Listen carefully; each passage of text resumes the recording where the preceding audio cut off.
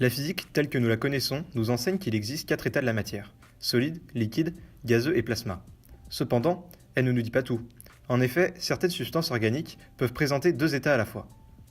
L'idée d'état intermédiaire a germé au cours du XIXe siècle. Les premières observations furent réalisées par des biologistes et des botanistes à l'aide de microscopes polarisants sur les substances biologiques extraites des tissus animaux ou végétaux qui présentaient une biréfringence dans certaines conditions.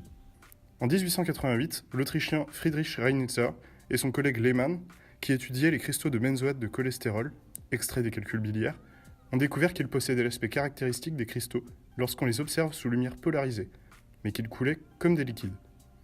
De là est né le nom de cristal liquide en 1900. Cette découverte a permis l'exposition d'un nouvel état de la matière avec des propriétés particulières que nous allons détailler dans cet exposé. Au cours de l'histoire, cet oxymore qui caractérise la dualité entre un cristal et un liquide a longtemps été rejeté par les scientifiques de l'époque. Cependant, les cristaux liquides font maintenant partie de notre quotidien et on les retrouve partout. Nous allons donc dans cet exposé présenter comment les cristaux liquides ont révolutionné certains objets de notre quotidien. Pour ce faire, nous allons dans un premier temps présenter les différents types de cristaux liquides et leurs propriétés associées. Puis nous expliquerons les phénomènes optiques mis en jeu dans les cristaux liquides. Et enfin, nous verrons quelques applications de ces cristaux. Un cristal est constitué d'un empilement régulier d'unités de base dans les 3 dimensions de l'espace. Le motif de base, ou maille, suffit à déterminer la position de toutes les unités de base d'un cristal parfait. Cette propriété traduit ainsi la présence d'un certain état ordonné. Dans un liquide, au contraire, de possibles corrélations de position s'amortissent exponentiellement avec une portée finie appelée longueur de corrélation, traduisant un état de désordre.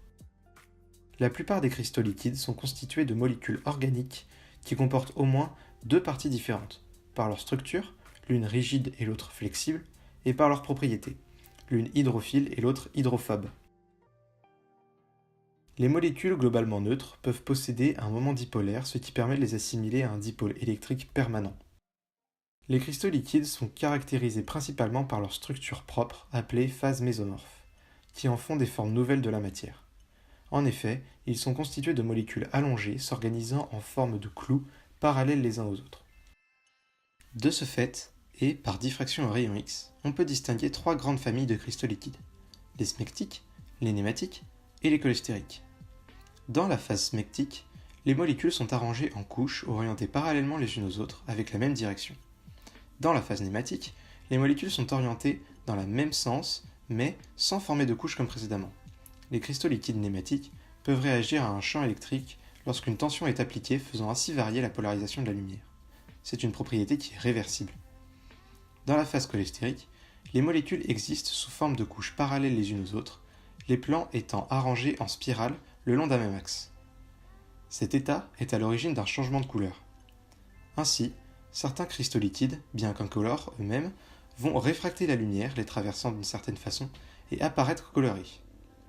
Le pas de l'hélice, tout comme la température et la pression, déterminent les couleurs observées. Les cristaux liquides présentent des propriétés optiques inhabituelles qui sont à la base de nombreuses applications. Premièrement, nous savons que la lumière ambiante est non polarisée et nécessite donc un polariseur pour pouvoir être étudiée. Les cristaux possèdent une structure ordonnée, tandis que les molécules au sein des liquides sont désordonnées. De ce fait, on considère que la lumière interagit différemment avec les cristaux selon son angle d'incidence, mais de la même façon, peu importe son angle pour les liquides, qui ont un désordre dans l'orientation des molécules qui tendent à l'infini. Ainsi, les propriétés optiques d'un liquide sont les mêmes dans toutes les directions. On qualifie donc les liquides d'isotropes. A l'inverse, les cristaux sont anisotropes. Les cristaux liquides possèdent des propriétés mécaniques de fluide car ils sont constitués de molécules pouvant changer d'orientation, mais un certain ordre dans leurs molécules leur confère des propriétés optiques de cristal, telles que la biréfringence ou anisotropie optique. En faisant l'expérience de faire interagir un rayon lumineux avec un cristal liquide, de forme prismatique, on obtient, en sortie, 2 rayons pour lesquels l'angle de déviation est différent. C'est donc que le cristal liquide possède 2 indices de réfraction, puisqu'il n'y avait qu'un seul rayon incident. Ce phénomène est appelé biréfringence. Les 2 rayons obtenus sont, eux, appelés rayons ordinaires et extraordinaires. On peut quantifier la biréfringence en faisant la différence entre l'indice de réfraction correspondant au faisceau extraordinaire par celui correspondant au faisceau ordinaire. Le faisceau extraordinaire est le plus réfracté. Il est polarisé horizontalement, perpendiculaire à l'axe optique du cristal. Il s'oppose au rayon ordinaire, qui est polarisé verticalement, parallèle à l'axe long du cristal. Il est notamment possible de faire disparaître l'un de ces deux rayons en plaçant un polariseur de direction de transmission soit verticale, soit horizontale après le prisme. En agitant le cristal liquide, on va changer l'orientation des molécules. On va ainsi modifier ses indices de réfraction. Par conséquent, la biréfringence va varier, ce qui va créer un déphasage entre les deux polarisations, entraînant une polarisation elliptique de la lumière. Ce déphasage dépend de l'épaisseur de l'échantillon de cristal liquide et de la longueur d'onde du faisceau incident. Cette modulation de la biréfringence, dépendant ainsi du champ électrique appliqué, permettra par la suite de modifier la phase ou l'amplitude des faisceaux émergents. La majeure partie des applications pratiques des cristaux liquides découle de leur capacité à être facilement orientés par un champ électrique ou magnétique. En effet, le fonctionnement des écrans à cristaux liquides repose sur des variations de direction de polarisation en présence d'un champ électrique, même lorsqu'il agit très succinctement grâce à leur épaisseur micrométrique. Les cristaux liquides peuvent modifier la direction de polarisation de la lumière. Placés entre un polariseur et un analyseur, ils peuvent contribuer à la modulation de l'intensité lumineuse d'un faisceau incident, voire à son annulation, en fonctionnant sur le principe d'une lame à retard. Toute ou partie de la lumière incidente est transmise par un analyseur si sa direction de polarisation possède une composante selon l'axe de transmission de l'analyseur. L'intensité de sortie d'un polariseur peut être calculée selon la loi de Malus, qui s'écrit I1 égale I0 fois cos carré de θ, c'est-à-dire l'intensité lumineuse d'une onde en sortie d'un polariseur est égale à celle de l'onde incidente pondérée par le carré du cosinus de l'angle entre la direction de polarisation de l'onde incidente et l'axe de transmission du polariseur. Par exemple, si l'angle entre la direction de polarisation du faisceau et l'axe de transmission du polariseur fait π sur 4 radians, la loi de Malus donne I1 égale I0 sur 2, car le cosinus de π sur 4 est égal à la racine carrée de 1,5. On a donc 50% de l'intensité incidente qui est transmise. De même, si l'angle était de π sur 3 radians, 25% de l'intensité initiale serait transmise. Actuellement, les écrans à cristaux liquides, ou ACL, sont utilisés presque systématiquement dans le cadre d'affichage électronique. Ils portent également la fameuse dénomination de LCD, ou Liquid Crystal Display. Au sein d'un écran de ce type, la lumière traverse deux polariseurs dont les axes de transmission diffèrent de 90 degrés, avec au centre une couche de cristaux liquides et autour de celle-ci deux lames de verre. En passant le premier polariseur, seuls les rayons lumineux dont la direction de polarisation est la même que celle du polariseur passent, comme expliqué plus tôt.